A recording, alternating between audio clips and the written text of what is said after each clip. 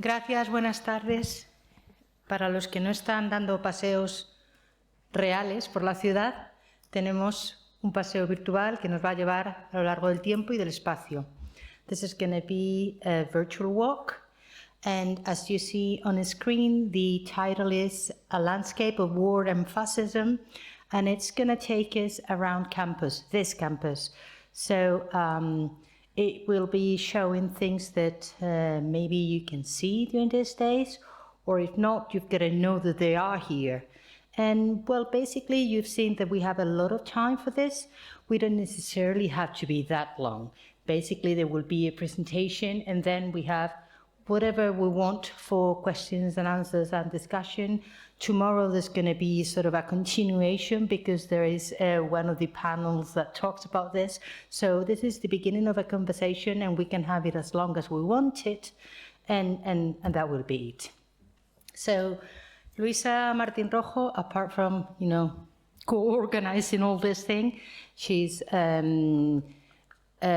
professor in linguistics at Universidad Autónoma de Madrid, and she's personally very invested in this topic, so I'm sure it will be very good.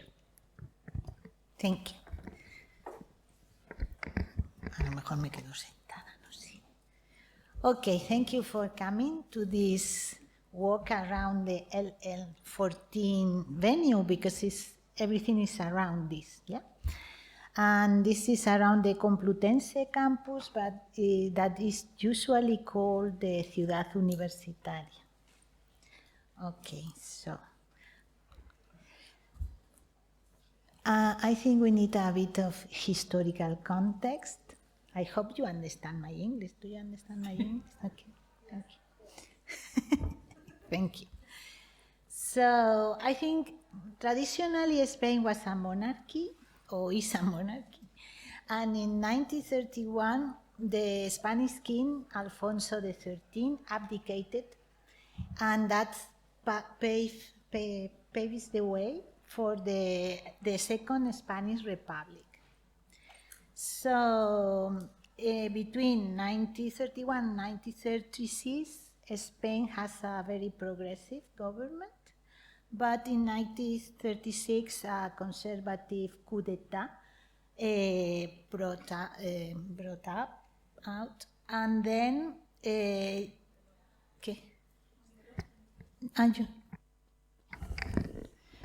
so a conservative coup d'etat broke out, and then in 1936, and it was a pro-fascist coup. And then a civil war starts also between two sides, a nationalist pro-fascist side and those who were loyal to the Republic. And then this war lasts from 1936 to 1939.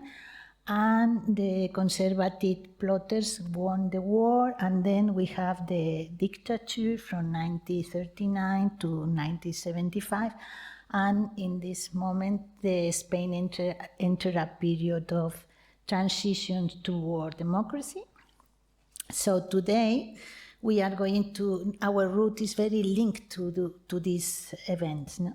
So we will travel to around the Ciudad Universitaria, which is the site of the scenes of the war, it was a battlefield, and also around Moncloa, which is an area that was built to honor the dictatorship.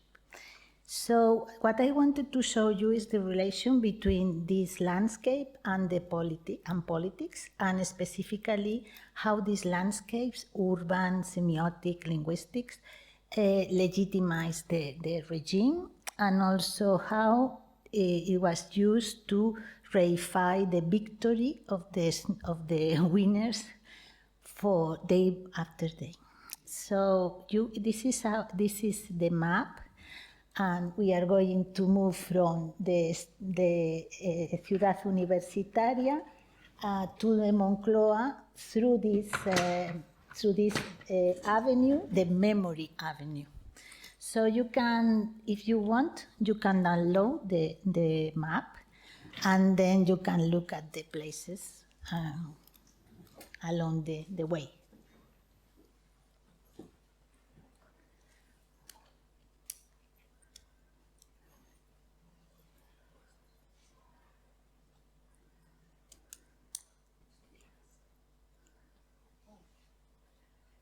It says that the code it has been deactivated. Shit. Could we turn to the previous slide just to have a... Yeah, take a picture. Sorry? Yeah.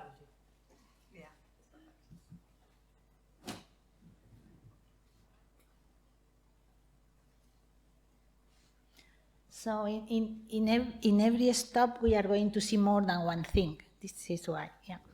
It's good to have the map too. Okay. So, the first stop. The first stop is the campus of the university. And here also we need a bit of information about the timeline. Because the construction of the university started in 1927. It was a royal initiative, and the king wanted to build a university similar to American universities, not like in European universities in the center of the cities. So it was outside with dorms, sport facilities, things like that. In 1933, some of the main buildings were already built, like the Faculty of Filosofía y Letras, philosophy. And it was a battlefield between 1936-39. In the 40s, the reconstruction starts. And in the 60s and the 70s, it was a place for political struggle. Students fight against the dictatorship, and the university faced repression. So that was more or less. You can see here one of the Art Deco glass, stained glass from the Faculty of Philosophy. It's a very nice building, so you can maybe visit it tomorrow. So the second stop is the civil war at the campus. So the defense of Madrid, Madrid was, like now, one of the political, economic, and social centers of Spain. So it was crucial for the plotters to conquer Madrid. However, the city resisted for years, months and years, until from November 1936 and lasting until March 28, 1939. The defense of Madrid was not easy because the plotters the Republic have fewer troops than the plotters. So the only way to face this situation was to arming the people, creating the militias, men and women militia, and involving the population in the defense of the city. So in this defense, also thousands of foreign volunteers participate in the international brigades in support of the Republic, and also foreign powers intervene materially and symbolically. For instance, Italy and Germany support the plotters, and the Soviet Union backed the Republic. This is an image of this defense of Madrid made by population, that the population protect all the monuments, like the Cibeles and so on, and also build these barricades. And this is the famous motto, no pasarán, no? They do. So, it was in this attempt to conquer the city, the university was very important because it is located in a high point. So it's a high location. The city can be, from here, the city can be conquered also, and also it facilitated the protection or the conquest of the bridges. also because the city was surrounded and they need to bring food, and then the bridges were very important. So the Francoist troops tried to be in the campus, and also because it represented the center of knowledge and culture and influencing the youth, and a possibility of influencing the youth. During the offensive, the campus was, as I said, under construction, and it was defended by the international brigades and one of the militias, the Republican militia, especially the Durruti, the anarchist column Durruti, the Durruti column. And after the many attempts to conquer the university campus, Franco and the other generals changed the strategy and moved to other places. But in spite of this, the battles in the university continue for 3 years. Finally, when the troops enter in the university, also they enter in Madrid. So the conquest of the university was a turning point in the war. This is an image of the Republican propaganda in the defense of Madrid, and also the Casa de Campo, in the defense of the university, and also the Casa de Campo. So the effects of the war were devastating. So now recent excavations have revealed there are networks of trenches, there are mines, there are munitions, scattered munitions, already even now in the campus. Also the books were damaged because they have been used as a parapet in the faculties. And also we have, there is a lot of an abundant graphic documentation of this destruction, because the Franco side made some documentaries, and also there are many pictures taken by people, also for very famous photographs. This is the hospital clinic, the Clínico, that was one of the main places in these battles, because apparently both sides disputed this building floor by floor. So here maybe you recognize some of the buildings in the campus. In the forefront is the School of foreground is the School of Agriculture Engineering. There is also the School of Medicine, and the other one is the School of Dentistry.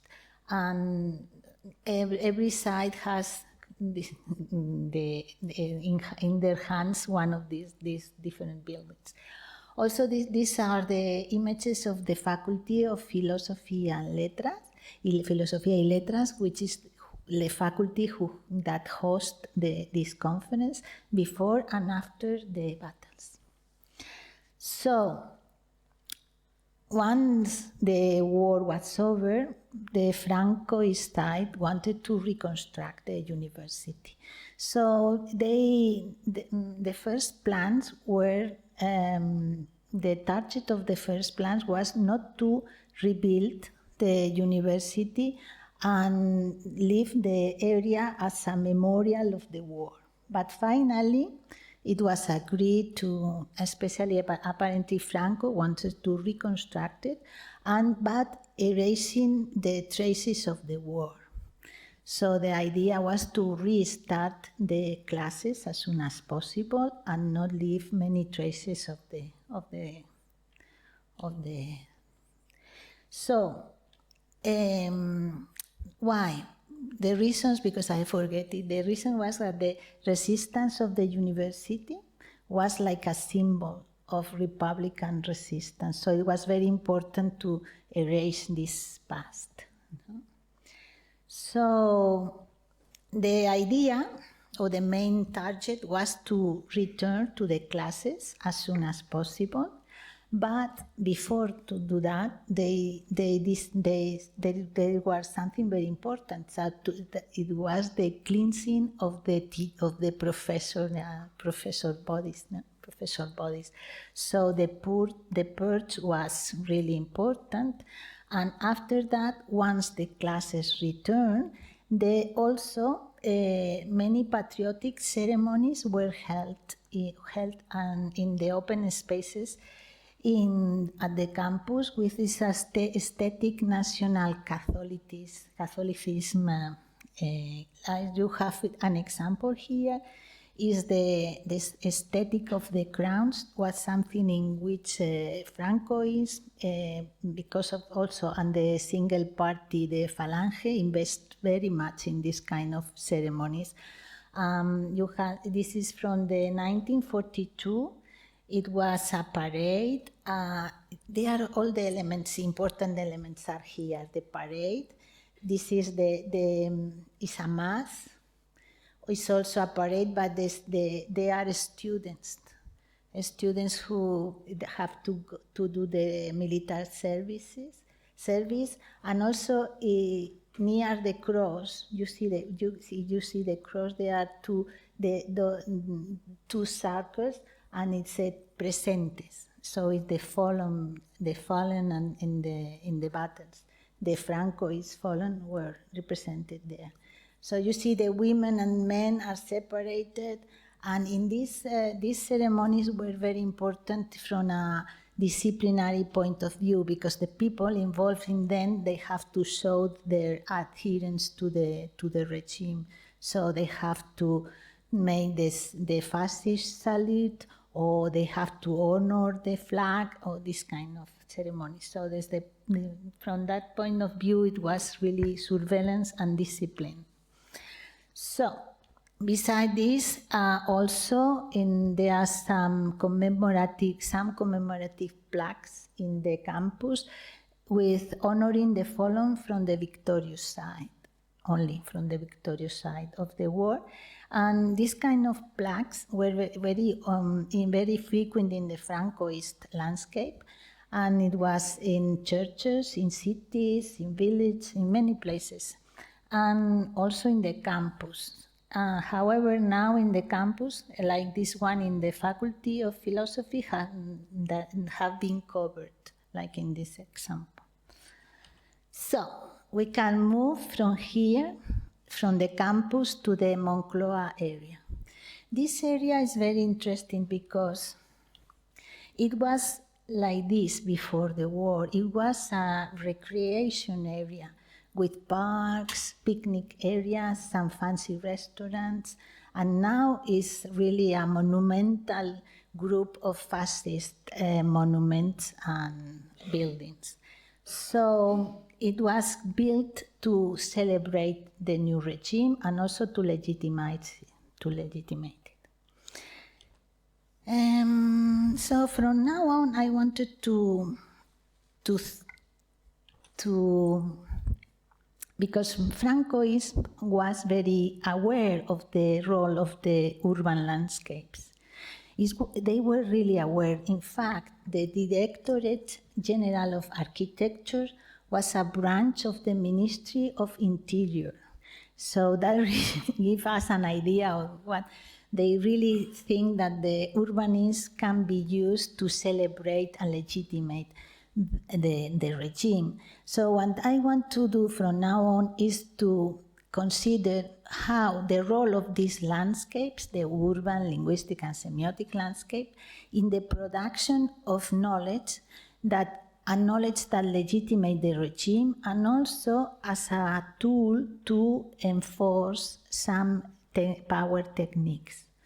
So my questions that from now on I wanted to answer these two questions. How can the urban semiotic landscape legitimize the political rationality of dictatorship? I use this Foucaultian term of political rationality as a body of knowledge that produces and legitimizes a form of government, in this case a dictatorship, and set in motion power techniques. And the second is related to these power techniques. how come these landscapes facilitate the exercise of particular power techniques. So I identify 3 strategies. I'm sure there are more. The first one is the total annihilation of the previous regime, values, institutions, and individuals. So there was a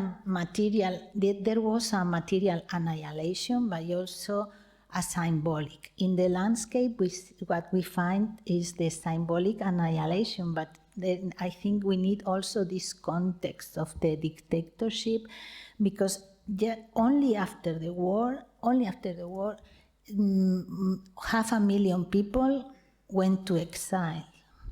Also, these figures are discussed, but maybe they can be a reference, because the people in prisons, working in concentration camps and prisons, were around 300,000 only at the end of the war. Also, I have already mentioned, there was a systematic cleansing of the judicial system, the educational sector, the health system, and targeting judges, teachers, doctors. Also, all the political parties and trade unions were illegalized. So it was a system of one political party. Censorship was enforced, also economic repression. I'm going to refer to this economic repression. And also Republican prisoners were forced to slave labor, and then they built some of the buildings we are going to see. So but what we find in landscape is symbolic annihilation. For instance, I'm going to give you an example. It's an example of how all the traces of the Republic, people, values, events, were erased, while the memories, figures, events of the regimes were omnipresent. So, for example, the José Ibáñez Martín, who was Ministry of National Education for a long period during Francoism, who was the person who cleaned the educational system, also he subordinated education to the government and the church, because it was like a privatization of the cleansing in Madrid was more than 27% of teachers were expelled from the system. So this man has already, even now, he has an sculpture in the campus and the name of one street.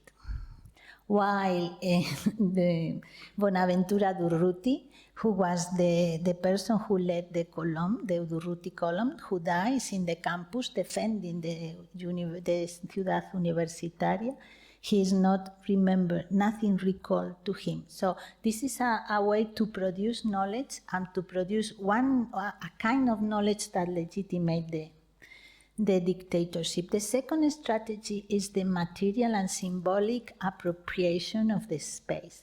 And this nice area of Madrid was immediately occupied by monuments, buildings, public squares, sculptures, emblems, inscriptions, and also the streets were renamed.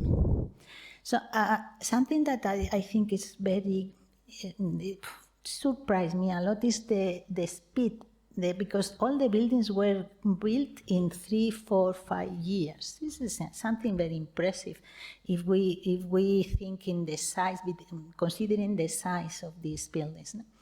So this landscape embody the authority and of the dictatorship, and also symbolize the presence and the control of this regime. So it was the regime, but as we are going to see in this landscape, what we find is the 4 pillars of the regime. And the 4 pillars are the army, The third pillar, sorry, the army, the single political party, the fascist party, the La Falange, and the Catholic Church. So the first pillar was the army, and in the landscape is very well represented by this building.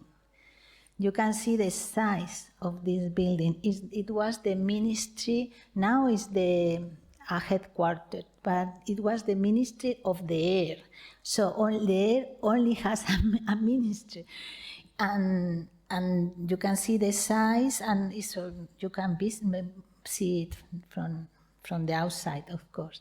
So this is one example of this occupation, and also some houses for these military homes for the loyals in the army were built. Also, what we have to think is that these kind of buildings can produce knowledge. Of course, because the size, the solidity, it symbolizes that the dictatorship is so solid as that. And also, there were a very intense relation between the army and the government, because the Franco was the head of the state, but it was also the chief of the armed force, and also it was called with the title of caudillo, like the Führer, the Duce of Spain by the grace of God. And then in this, the relation between he controlled the army, but at the same time the army was always threatened with a new coup d'etat, and then the army guaranteed the upkeep of the ruling regime. So very related with the army is this memorial or mausoleum also in the Moncloa area. Maybe you have see this monument. You have seen this monument because it's also it's impressive in the size. Is impressive. It was constructed also in this case in 1949. It was finished as a mausoleum to provide everlasting funeral honors to the martyrs of the crusade fallen both for God and for Spain. So only the same, only for the martyrs of the Francoist side. This is exaltation of the fallen. Is very important. It's part of and I think tomorrow maybe we can see more papers about this. This is part of a political project. It's a necropolitics project. So the regime administrated the life and the death, not only because people can be killed, but because some people die, but even if they die, they live, because they are always honored. But the death, the people killed in the Republican side, they don't have their graves. They don't have graves. Their names have been erased. So the death is eternal. So in this case, what we see is a hierarchy of human beings, the superhuman and the non-humans. And also it's interesting the justification of the repression or the cruelty in the name of the fallen. Because as Franco said in the inauguration of the Cuelgamuros, he said the fallen demand we protect what they died for. So cruelty can be, is demanded by the fallen. So here also we have this production of knowledge and also some techniques of power, like this hierarchization of human beings. The second pillar is the fascism. In this case, is represented in the landscape by the headquarters of the fascist organization Falange, with the women wings and the student union, and this building was the Falange. Now it has been reused, and also it's important. It was very important in the Francoist In Franco is this kind of organization, like in Nazism and fascism, that this organization, that they were hierarchical, uniform, and the function was to indoctrinate and uniform the society. So it was part of the domination of the life, not only the political domination, but the domination of the life.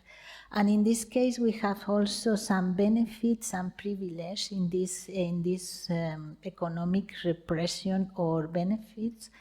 And in this case, you can see is also there this building that was houses for the loyal teachers and professors of the university. So that was the second. And the third pillar is the Catholic Church. And in this case, what we in the whole area, there are many residences for students that belongs to the church.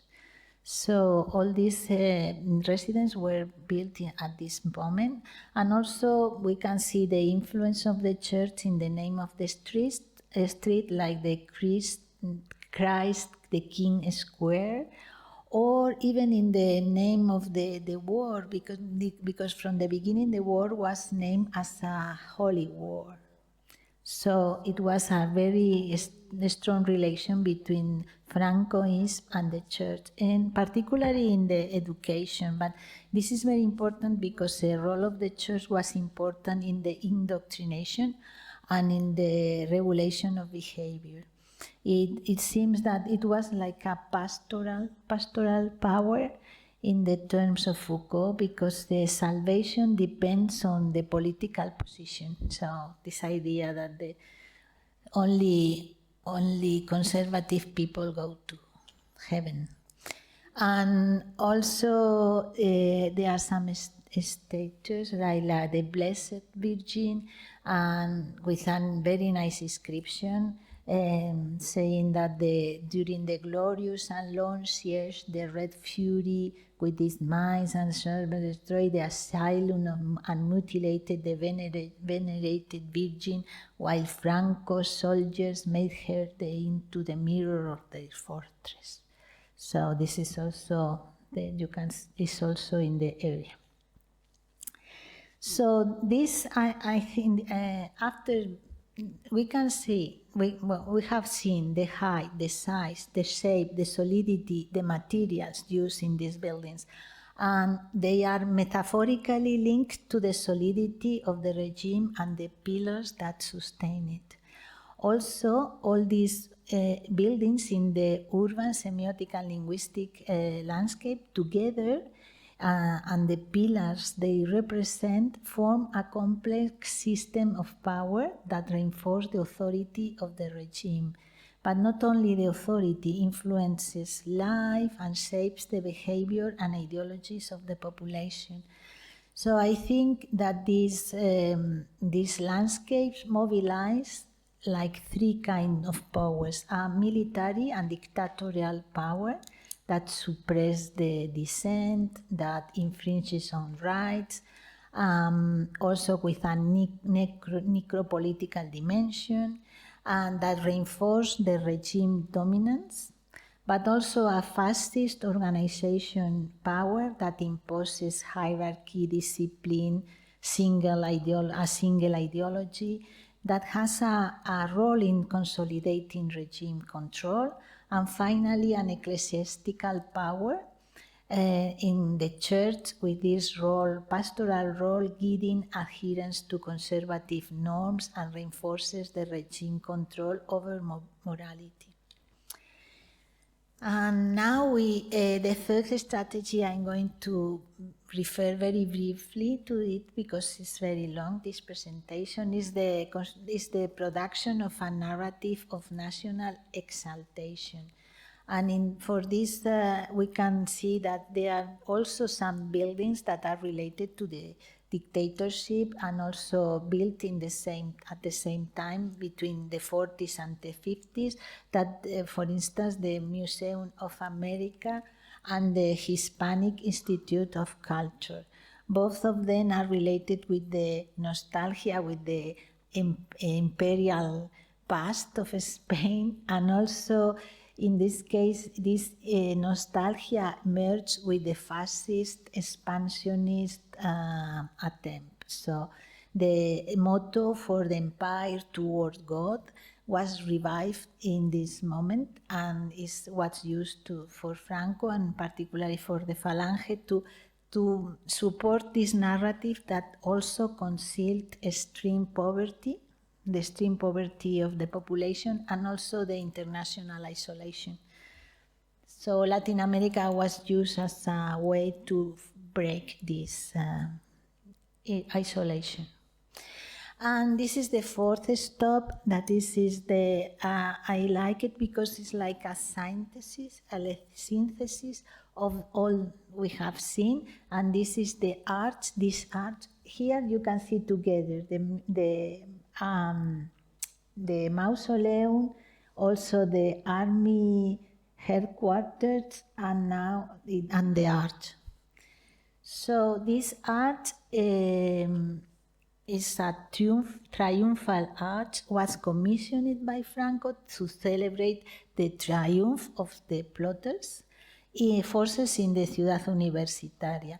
It was completed in 1956, and I think this is important because it was 1 year after Spain was finally admitted as a member of the United Nations, and maybe because of that it was never inaugurated. So it was something that it was not very celebrated. And it's interesting also because in this case the semiotic and linguistic elements not only produce knowledge about Francoists, but they were targeting to govern the population and in particular the university and the production of knowledge in the university. This is the arc. It was planned. It was planned with a statue of Franco. That finally it was not located there. The name is very important also because the name was the official or original name was the Triumphal Arch of the National Uprising. So it's the only arch in the world that celebrates the victory of one part of the population over the other part. And a popular name it's the Victory Arch and also the Moncloa Gate, or during the dictatorship, apparently students at the university called also the Laurel of Paco. Paco is Franco, because it trying to make us to be ironic with this self promotion of Franco. And now in some occasions they have been, some political parties have tried to change the name of this, and they have proposed things like the Arch of Concordia. So this is it was designed as a Roman triumphal arch and is 40 meters high. It's impossible not to see it. And the elements we are going to comment is the chariot of Minerva up, the reliefs, the inscriptions, and the flags that they are not anymore there. So this is the chariot of Minerva, the Roman goddess, and she was holding the laurel to crown victors, maybe Franco, and Minerva symbolized a warrior because it's a warrior, and at the same time she's patronized the art. So it represents like a fusion between the militarism and the science, or the production of science. So the dictatorship really aims to govern all the aspects of the life, including the science. So the reliefs also transmit the same. In some part of the reliefs are the allegories of military virtues, on the sacrifice, loyalty, heroism, and in the other side, the allegories refer to the academic disciplines like letters, science, arts. So we see the same, the same fusion between militarism and the production of arts and science.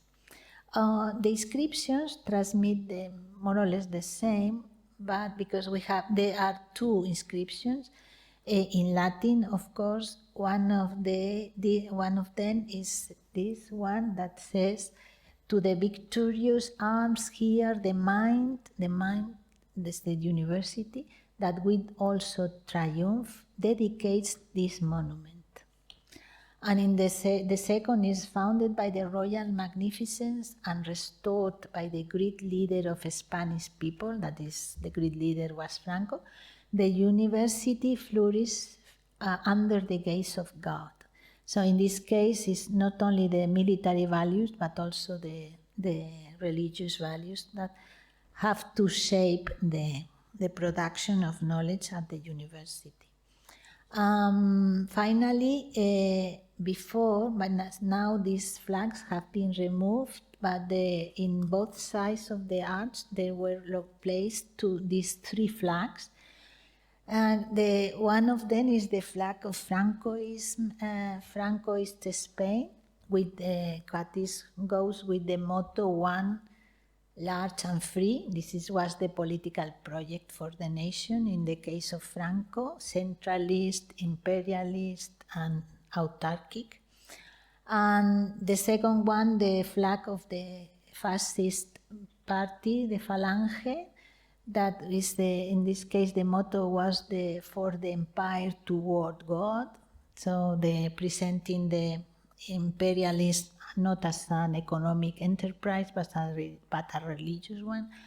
And finally, a very, very traditional flag, the Requete flag, with the motto "God, Homeland, Historical Rights and Monarchy."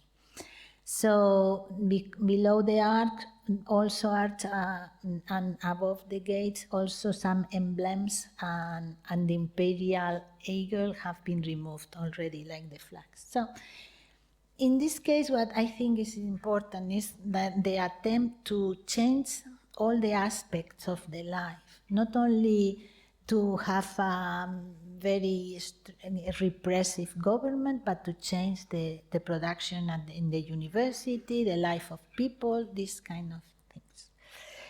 So, I'm finishing. I'm trying now to summarize all the power techniques I've been referring in this presentation, and as it was, these power techniques have been exercised in a conflict. I have made a distinction between what happened when they are exercised towards the Francoist side and when they are exercised towards the Republican side, because that is different.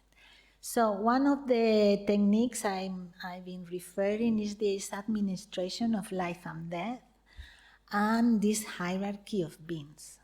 And some, in this case, the loyals with the Francoist people, they were, and especially the fallen, the victors and fallen, have been treated as superhumans, glorified, honored, and in the other side, it was completely annihilated and demonized and treated as not human. The second kind of power techniques is control and disciplining. We have seen this in these ceremonies, the control and the surveillance of the population. And for me, I think this is something that we don't value enough, because these ceremonies, they are really ceremonies of domination. And also in the case of the Republican side, also the purge and the persecution. And the third power techniques are appropriation and deprivation. We have seen that in the construction of some privilege, economic privilege, and also in the appropriation of public space, and related to the other side, the deprivation of resources, slave labor, and also deprivation of public spaces, because this is related to the last one, that this is the imposition of knowledge, values, national narratives, and in these cases, the imposing the narratives from one side and ignore the others, or erase the others. So this is in Spanish, so we have reached our 6th stop, and this is the present. And at this moment, I would like to open a debate. So I have formulated 2 questions. Maybe you want to take on the questions. And basically, there are 2 questions that she wants to present to the audience. I'm going to just read. If we acknowledge that the urban, semiotic, and linguistic landscape has an impact when constructing a narrative that legitimizes a form of government and fosters certain power techniques, what should we do? Which, in a way, is linked to the second question. What strategies do you consider most effective for preserving historical memory while promoting genuine reconciliation in a society that has experienced political and social conflicts?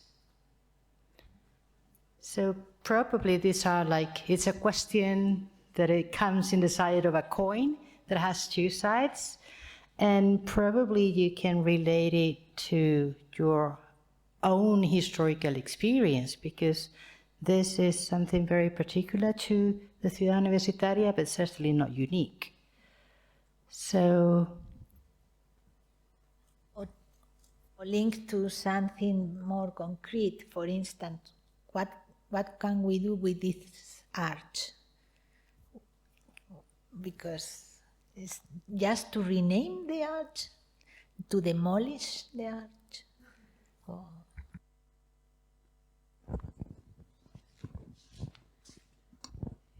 yeah, thank you for the presentation. It made me really uncomfortable and a bit sick.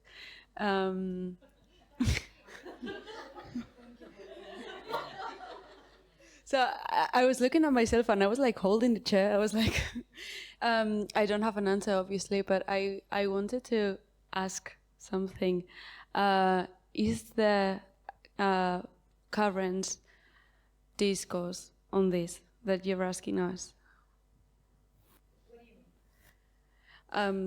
O sea, si hay un discurso ahora mismo en la sociedad sobre estos temas que nos estás preguntando.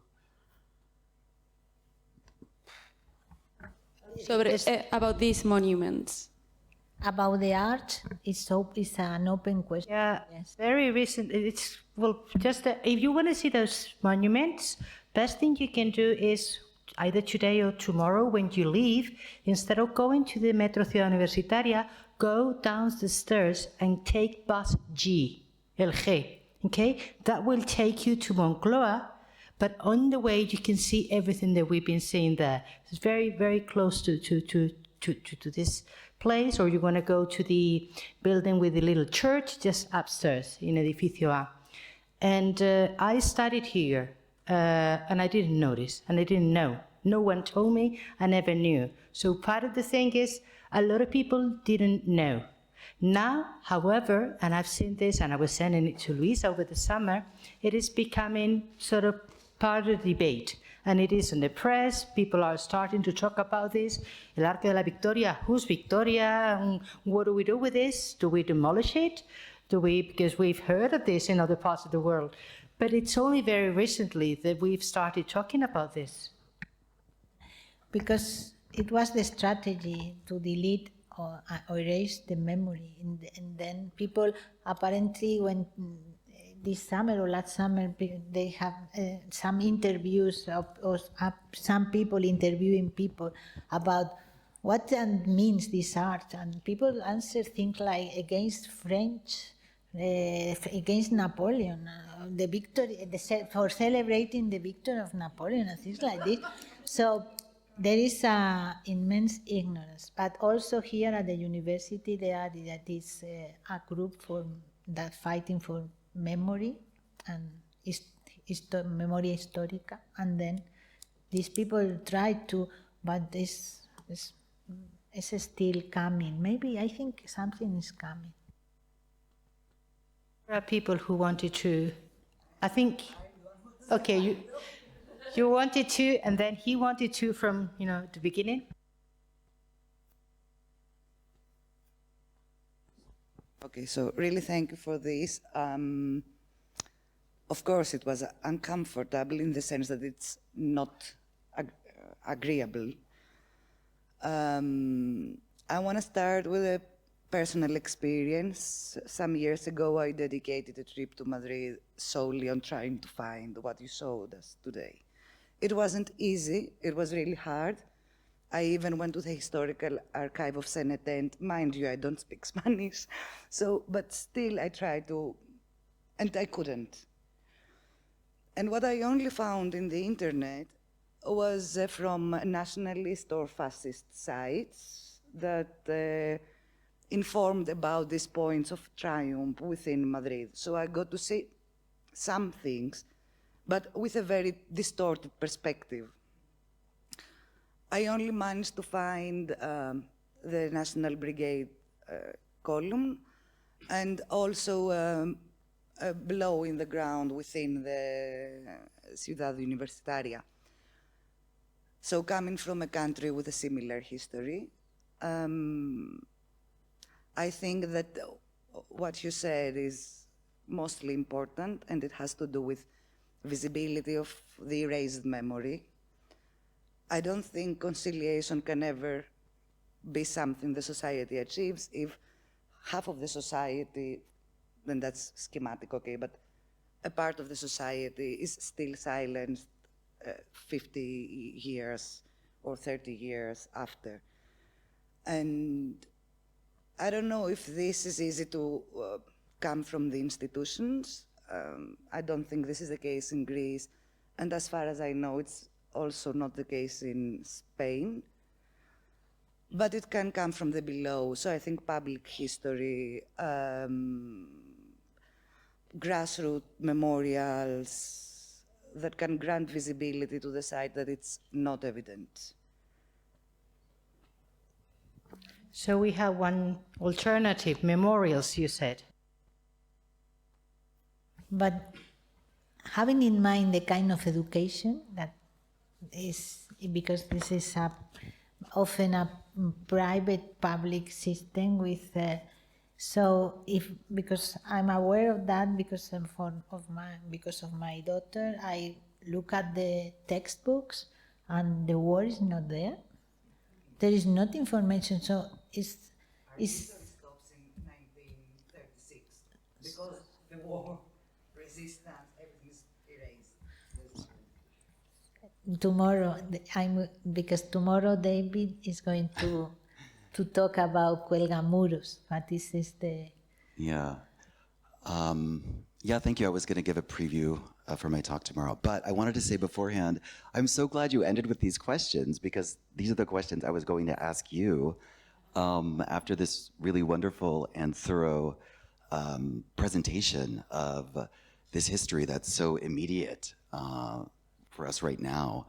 The question that came about what is happening in public discourse right now, I wanted to address because there is talk of resignification, of resignifying some of these monuments, and there is debate right now about how best to make interventions in these spaces, and there's not a lot of agreement on how best to do that. And the remark about the importance of movement coming from grassroots, I think is crucial, but it's also important to point out, and I'll be talking about this tomorrow morning at 9:30, There are very concerted efforts by the state right now, partly because the Social Democratic Party is in power and can do this, to change the meaning of these monuments, which, as you pointed out, Luisa, are made in granite and signal so clearly the power and eternality of the dictatorship. And so it's a really difficult enterprise, but there are, at least in the research I've been doing recently, efforts coming from multiple directions about how to do this. And of course, as the previous question asker just pointed out, there's quite a bit of apathy as well among many people. And so it's a complicated, fascinating issue. And tomorrow I'll be talking about the Valley of the Fallen, or the Valle de Cuelgamuros, because it's been renamed recently as part of an effort of resignification. So anyway, thank you for this. I think it's a wonderful overview.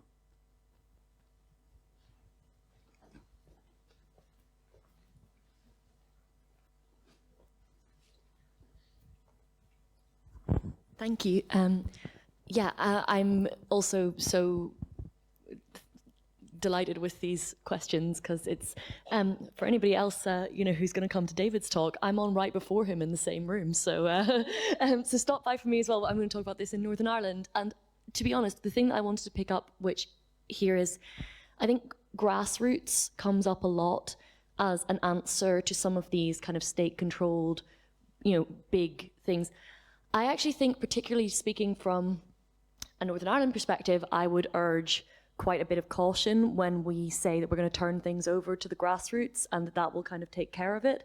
Because, I mean, there's a very vibrant memorialization culture in Northern Ireland, which I think rather could be considered to be a hindrance to reconciliation rather than anything which might help it. And I think that sometimes the word grassroots or community-led or from below or something like this implies a certain kind of inherent liberatory attitude, and I frankly don't think that it's as simple as that. It can be, but it may very well not be. And I think that when we are in a situation where, for example, in Northern Ireland, there's been no kind of truth and reconciliation process, this sort of thing. I think the same in many of these other contexts. And when education continues to skip over or elide certain elements of it, I don't think we can expect people to generate spontaneously a sort of a critical stance towards these certain things. And I think that I think sometimes that's a way of handing it off and kind of saying, well, we don't need to design a strategy, because if we give people the space, then they will find it themselves. I'm not really convinced that that's true. That was my comment. Can I? Sorry.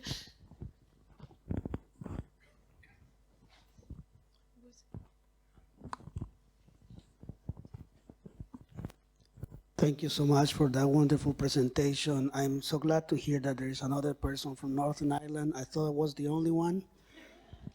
I'm coming from University Belfast, but I'm new to the context. But I've been trained on comparative international education, so I've been doing work in Latin America, the United States, in Chicago, and then Toronto in Canada as well, so I recently moved to Belfast. But what I could relate to the work that you have presented today is the idea of power. And then we know that this has happened throughout different contexts, different histories in different lands, the idea of who gets to say and who gets to have power in these different contexts. And to answer your question about what strategies or what can be done in this, something that I've seen to echo what you have said, some of you have said today, and I have seen being effective, is that there's nothing we can do to change those power relations or those things that are coming from the top down. But what I've seen that has worked is, some people have already said, like grassroots things coming out from communities, right? But most importantly, the communities of immigrants, refugees, and asylum seekers that sometimes they are out of these conversations. We don't necessarily talk about them, and I've been little by little looking at these, like Venezuelans coming into Colombia, Central Americans going to the United States, Africans, etc., coming into Europe, etc. So it's important to understand that in these power relations that we have been discussing today, that others who have been at the margins that we have not necessarily talked about, and they work as communities and they work wonderful things because they say, there's nothing I can do for the government to support me. I'm just gonna hang out with my peers over here. And there is beautiful work that has been done in different parts in Latin America. They call it ollas comunitarias, which is like, I guess is pots in which they get together and they cook together and they sort of engage in community work and knowledge creation and storytelling about remember the times, but also hope. Some people call it in Colombia vivir sabroso, some others call it vivir bien or buen vivir, things like that. I think if we start focusing more in how we can strengthen our communities without forgetting the past, and that's those painful memories of those who want to be in power, I guess this is what I've seen happening lately. So I really hope to continue working with those communities and grassroots communities as well, and I hope some of us can continue work with those. So thank you for that presentation.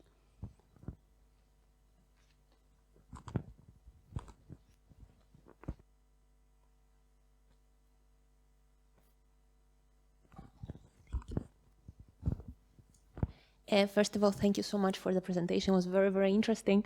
And it was also interesting for me personally because I come from Poland, so it's the completely opposite.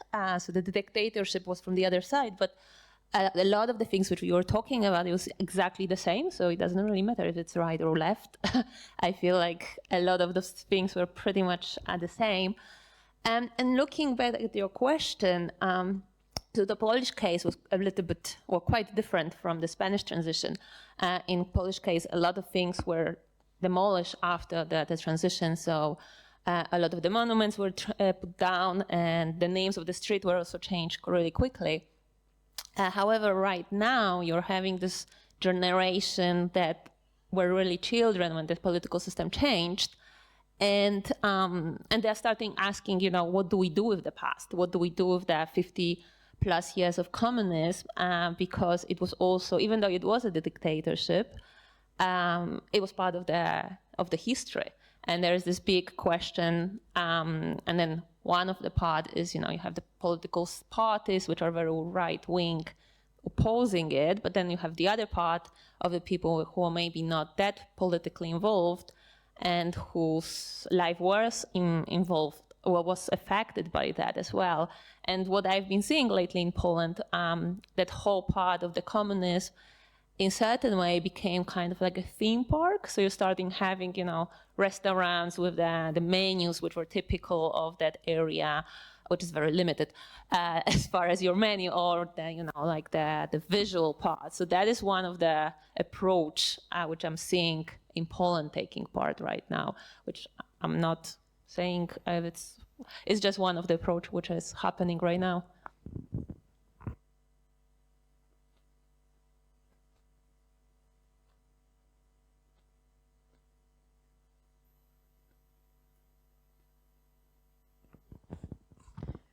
Thank you so much for this presentation. I have two questions, one for the person who was just talking from Poland.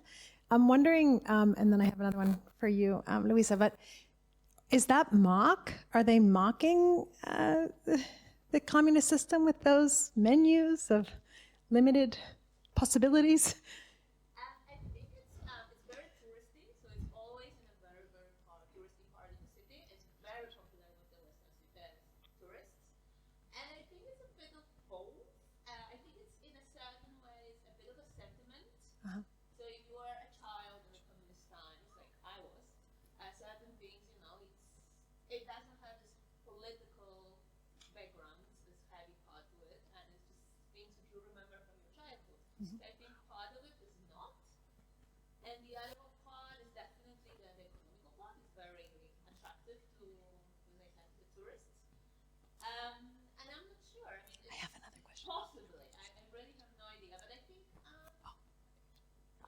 Probably not. I mean, Okay. I wouldn't say it is. Mock. If it is, it's more like heuristic way, but not necessarily negative way. Okay. And then along those lines, for you, Luisa, is I understand the questions about the art, and I can see it's so important, but I'm also really interested in Catholicism and its representation in Spain, given its history with empire many times over, including during the dictatorship. I don't know if you could speak to that.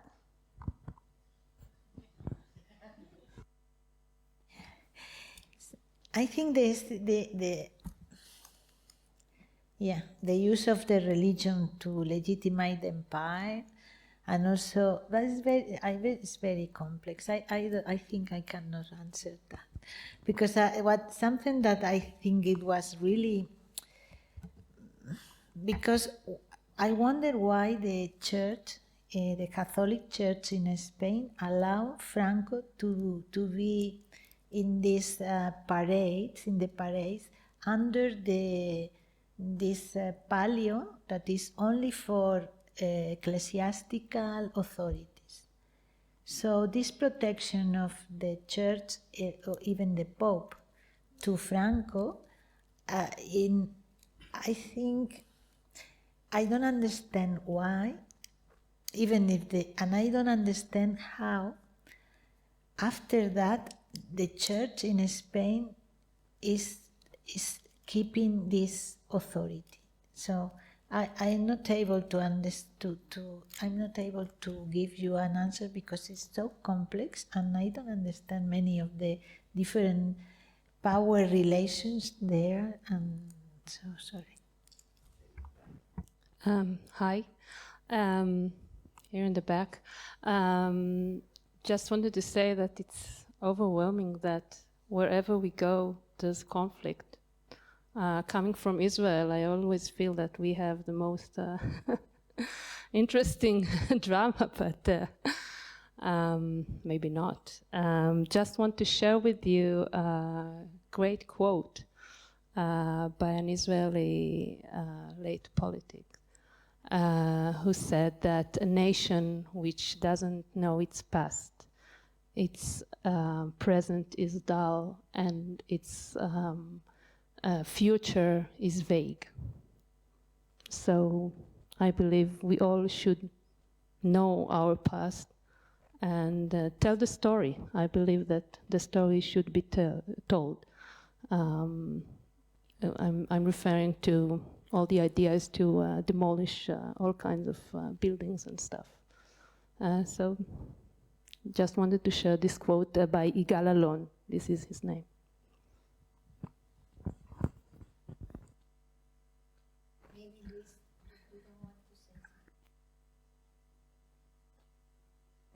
Yeah, maybe to add to what Luisa just said about the historical issues that explained probably the switch from Franco's complete support to the ideas that were leading the coup, which were somehow directed by Spanish Falange, and that meant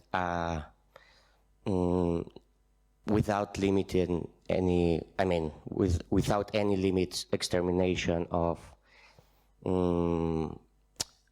we could say, an open number of not only the opposition, but the target was, I'm not an expert in genocide studies, but probably anybody here can imagine the definition of genocide, and there are many experts in Spanish memory studies that say that the Falangist plan was even surpassing the limits, the boundaries of what we consider a genocide, because it wasn't directed towards a group of population, it was directed against the whole of the population, whilst they are not accepting the rules of the movement. I'm not sure if I'm explaining well, but and it was the first plan during the 36, 39 period, probably a little more. And during that plan, they had to extend the wartime so they can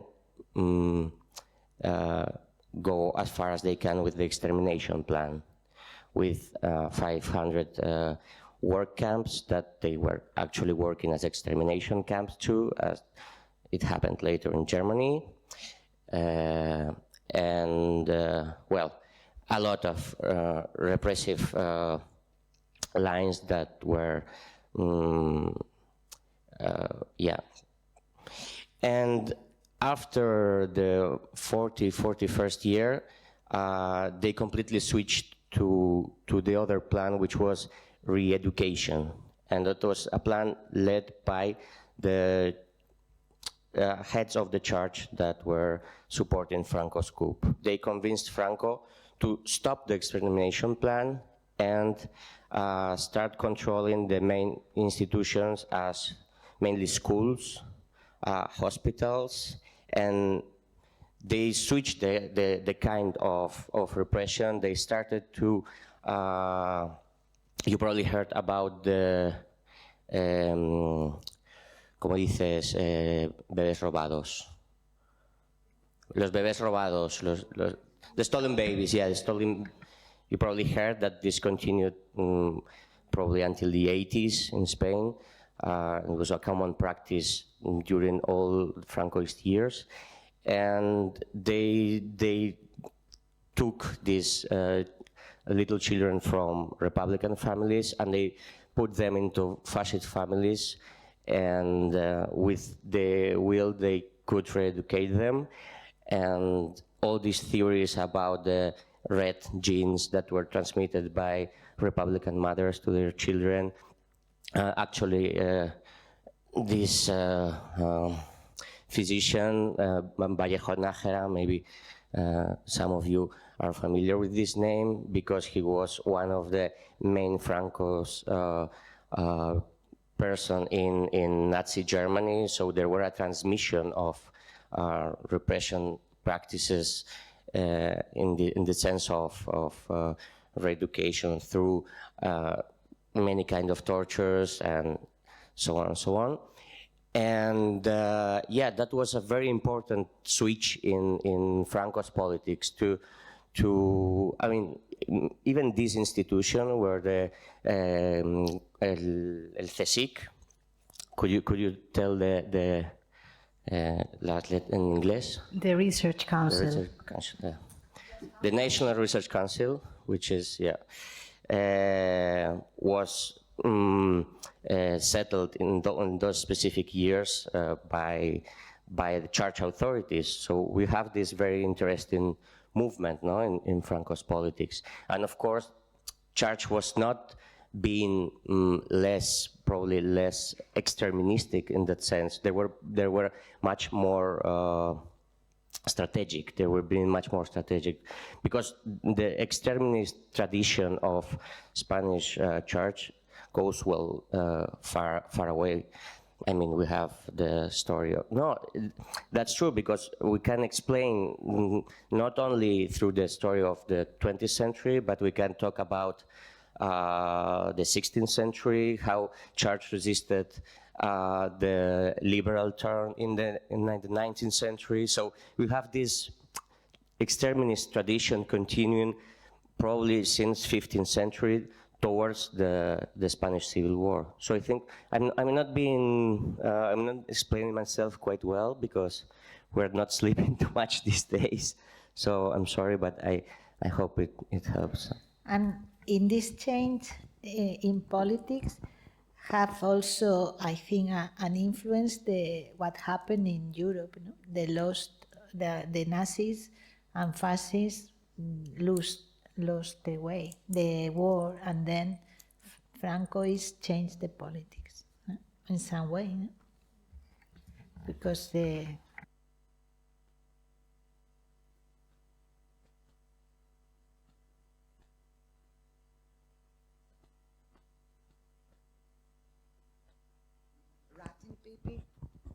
Because in Greece, for example, people went to confine. Okay, they confined everything.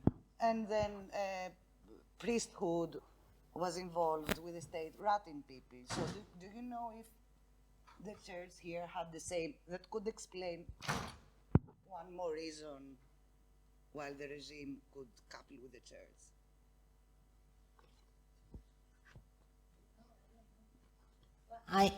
It was in hospitals, that was done in hospitals with apparently some religious authorities helping, but I don't know if they were responsible. I don't know, maybe he knows.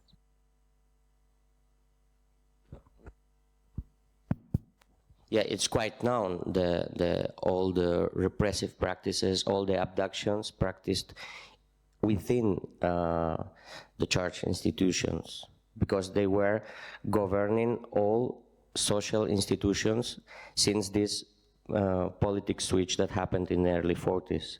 So the education, the higher education, all the medical system, and I mean, they penetrated almost all spheres of public life, and even the private life through a whole system of controlling your private behavior, your social behavior, which if you were not following the new rules, you may be abducted and subjected to a very, very, very tough law, which led to thousands of death convicts during all Francoist years. Probably the statistics are the higher in all our European dictatorships. If we in comparison, it's the country with the most higher prison population, but also death sentences for those years.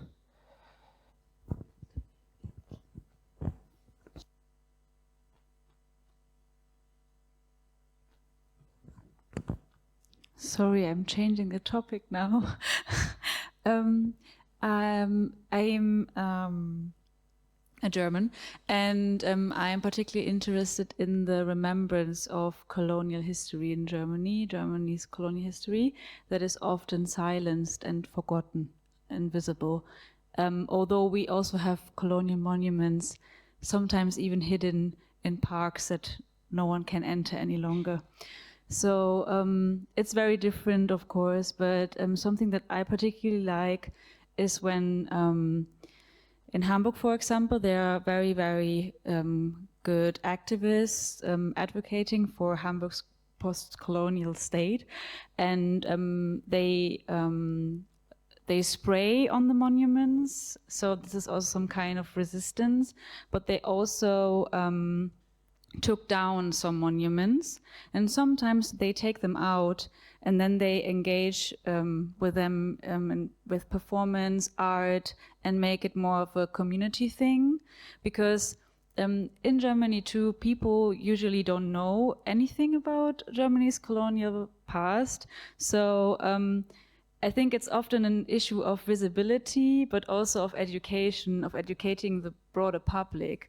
And with these very big, powerful buildings, maybe it would be a nice idea that someday in the future people could gather at these buildings and then just do something with it. I don't know.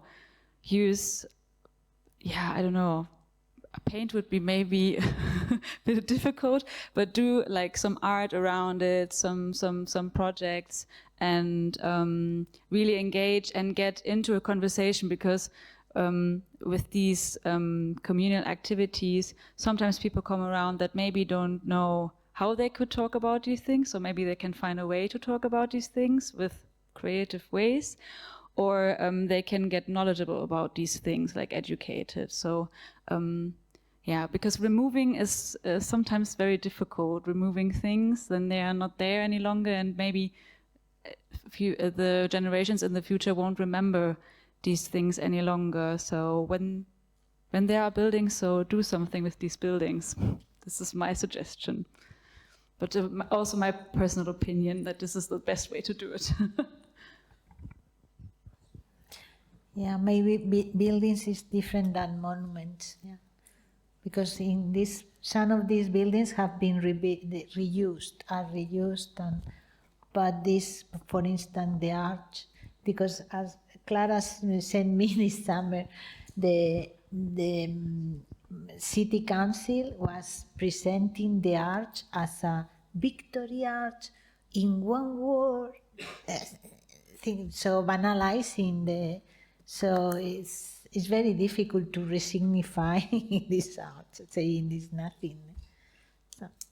Actually, we're probably losing the race, Luisa, because this last week, Madrid Council, together with the with the leaders of, or the rector of the university, they talk about, without explaining further, they talk about the resignification of the Arch of Victory as a cultural space.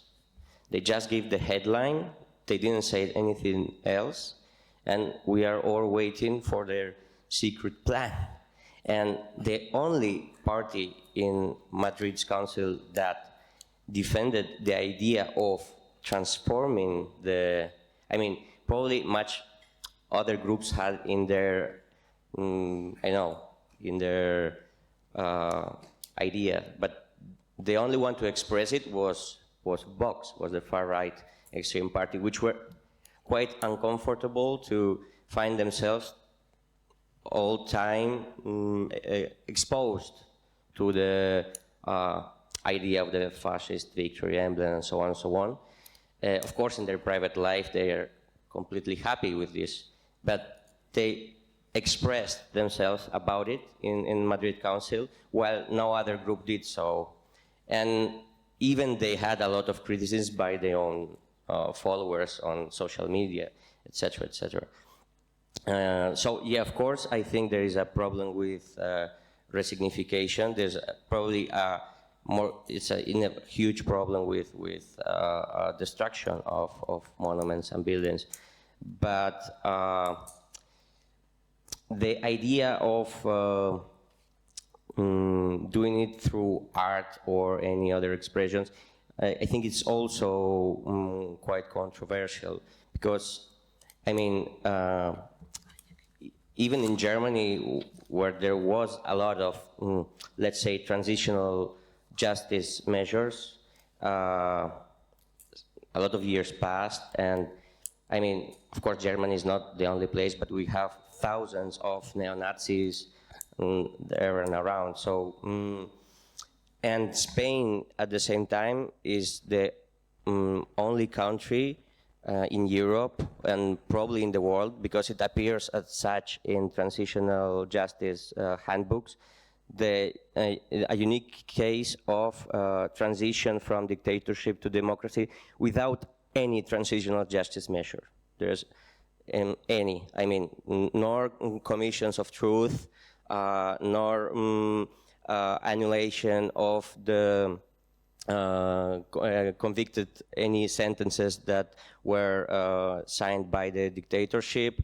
There's still an ley de punto final, an amnesty law for all the criminals, because it was against international law after we recognized international law, etc., etc. So it's quite a difficult case, because we had only this kind of religious idea of national reconciliation, because it has no legal basis. It's just a proclamation during the political transition. But while not any transitional justice measure occurred, we have still victims, but we have no perpetrators.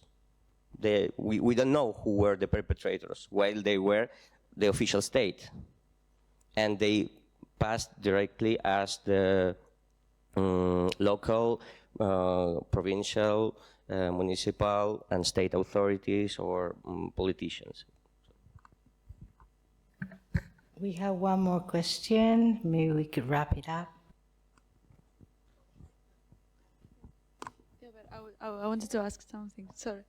When I was thinking, I don't know if this makes any sense, but when I was thinking about the strategies, I think it can be really interesting to think how people inhabit these spaces, because the art, I don't know, but I feel that people just use it to turn around and go to another place. And the campus, people just inhabit it to come to class and leave or go to the bar or whatever. And I think that taking that into consideration can be really interesting when thinking of strategies. And also I wanted to ask, because you said that how you mentioned that landscape controls behavior and ideology. And to what extent do you think this happens, or how this happens, if people don't know their meaning? Because I feel that not many people know it. Yeah. Yeah, this is a very good question, because there is indifference, because I also, in my case, I passed this arch and I was completely unaware of the meaning of the arch. So if you are unaware, has this arch an impact on you? I don't know, because maybe there are different levels of conscience.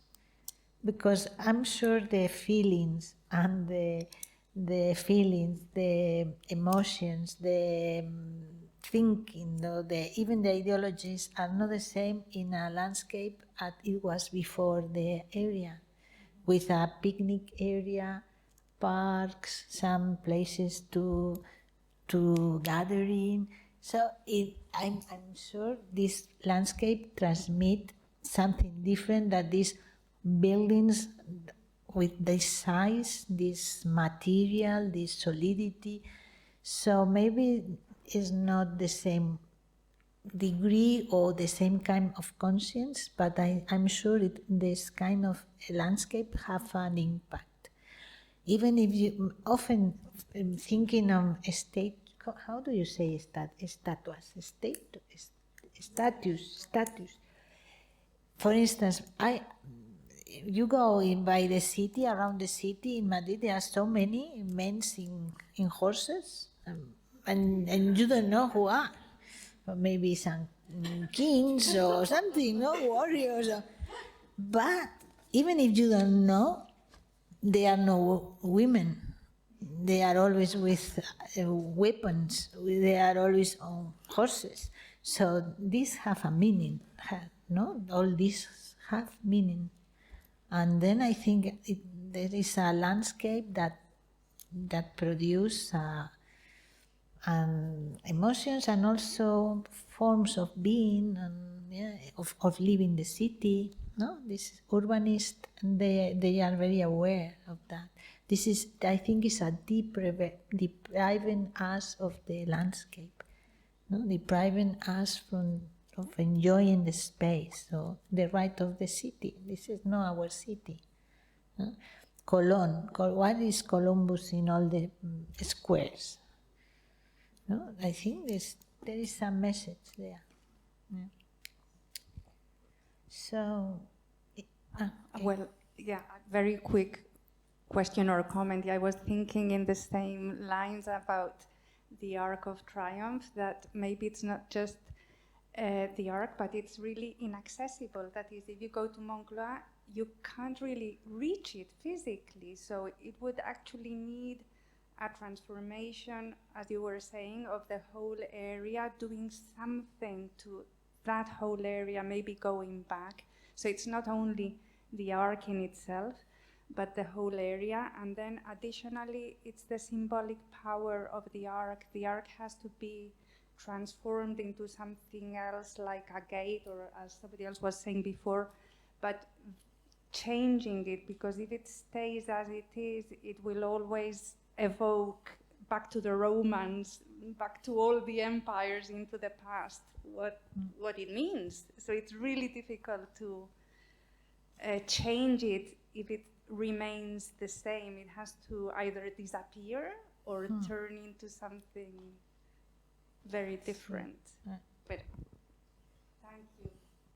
But I guess that even if it doesn't disappear, it doesn't get resignified, nothing happens, just that we talk about it makes that something happens. Because I was just thinking, I'm sure you've heard of Jenny and this football player. She won the World Cup, she got kissed, and there was this huge thing going on, still going on in Spain. And at one point, it suddenly made me think, well, we've been talking about this also very controversial law, only yes means yes. And for a long time, I was wondering, where's this going to take us? Well, I think that one of the outcomes, unexpected outcomes of the law and all the discussion about it is when this football player who got kissed, there was a sudden reaction. Everyone said, well, not everyone, a couple of people said no, but mostly everyone said, no way, you cannot kiss someone, without, just because you want to. That's totally not acceptable. You're in a position of power, you didn't get consent, blah, blah, blah, blah. And there was sort of an unanimous reaction, and I think this was the outcome of months of debate about something that, just that we talk about it, I think has an impact. Maybe not immediate or maybe sort of unrelated, but it will have an impact, I think. At least the perception changed, because yesterday I was passing by the arch and I said, Camila, now I cannot stand this place, no, because now my feelings have changed a lot. So I have a message from Jackie Lu. Okay. I wanted to tell you that she reminds us that you can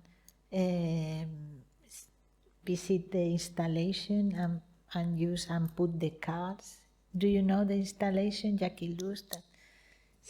Apparently not many people is participating. So it's too difficult? Yeah, I know I've gone to do it like 100 times. Every time I go into the break room, I look at the postcards and I'm like I couldn't simply, no. Okay. Her problem is a room full of academics. Okay. So, yeah, thank you very much. And if you're going to the conference dinner, see you at 8:30. If you're not, enjoy the city. And that's it. See you tomorrow. See you tomorrow.